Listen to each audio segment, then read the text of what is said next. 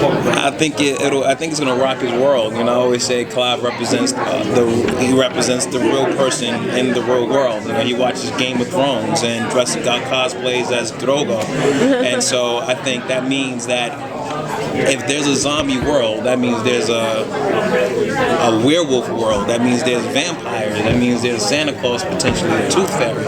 So I think it's just gonna his mind. I think he's just gonna be shocked.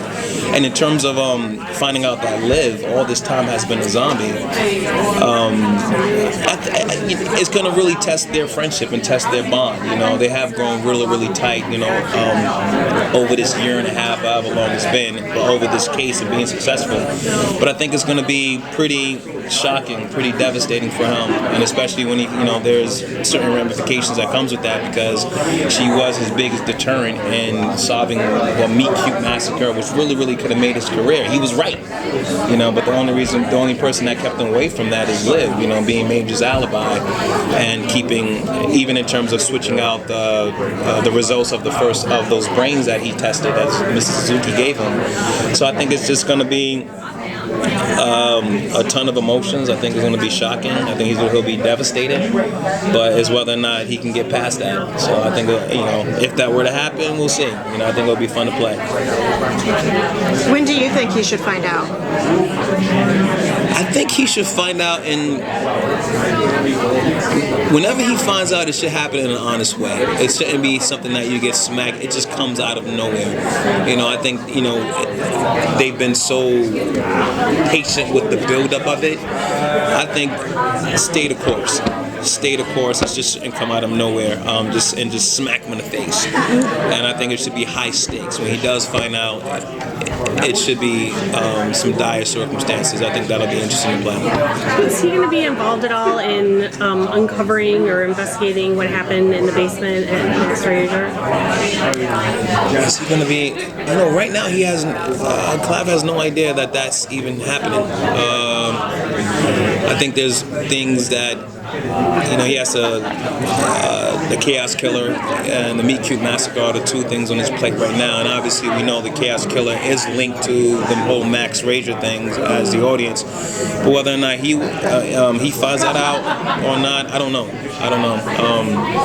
What I can tell you is that, I know if anybody told you guys, but the last two episodes are in procedural. It's all serialized, and so I think that what they do in the last two episodes, I think people are going to be so excited about. We were blown away when we read the script. We had no idea, being in the show and being fans of the show, that this was ever going to happen. But trust me, the answers, the last two episodes answers your question, in a real way, and trust me, it's worth the wait. It's pretty incredible what they do. Is it nice to break out of that mold of brain of the week, so to speak, and that you do get to play something that's more serialized at some point? Yeah, of course. Yeah, it's great. I mean, trust me, I love the procedural side of things and interrogating people, but to get away from that from time to time, it's fun. I think my first scene I had that was non-procedural was with Bazio, and we're talking about where I think it's about a food truck, or where's the best restaurant or whatever, something like that, takeout or something. But that was fun to play. I was like, oh, this is my first time I'm talking about a case or a murder. So I just think it just adds balance. It gives it's always fun to play. So yeah, and it builds on it, and that's number one. It just builds on the character and gives you an idea of who he is outside of work. Clive is so tunnel vision, so straight laced, and so to kind of see him break away from that from time to time, really go, that's a real human being behind it. He just and I think it also makes you appreciate why he is the way he is at work. It's a choice. It's a work ethic that he has, and I think everybody can respect somebody with a great work ethic. On the finale, they're airing the two final episodes back to back. of the season, isn't that correct? Yeah. Are you excited to see that all in one setting for people? Yeah, we will definitely be live tweeting and watching, with the fans and interacting with them, because we just think that people are going to be so surprised or so shocked, definitely satisfied with the direction the show goes.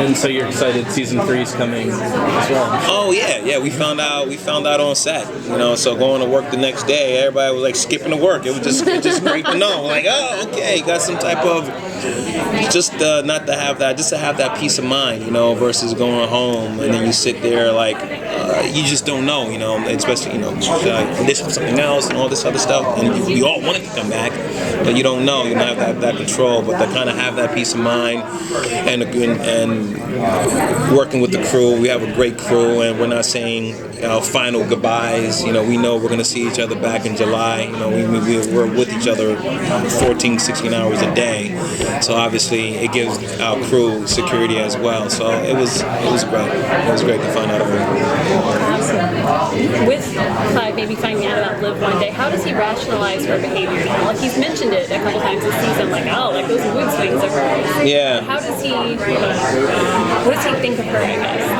that makes her act? Yeah, the case at hand, is always more important to him. There's a dead person who's been killed, so that is number one. And she has her psychic visions, which actually help solve these cases, and that's number two. And then third, you got these weird personality things, and he reacts to it, and it kind of moves on with it. It's like, all right, let's focus on 1 and 2. He can always get back to number one thing. But he did mention it. He did ask Robbie, like, Robbie, do you notice that she acts different every time or acts similar to the victims that we're investigating? And Robbie lies to him. Nope, I haven't noticed a thing. I don't know what you're talking about. So you have the biggest deterrence of him trying to find out the truth are the people in this jail. They're trying to keep him away from it. And they know it's pretty easy with Clive because all you have to do is just get back to the case. All right, and then he's going to immediately go back to that. But he obviously noticed it. He said something. Even in season 1, he said something like, "Listen, don't be so method with this case. Chill out a little bit."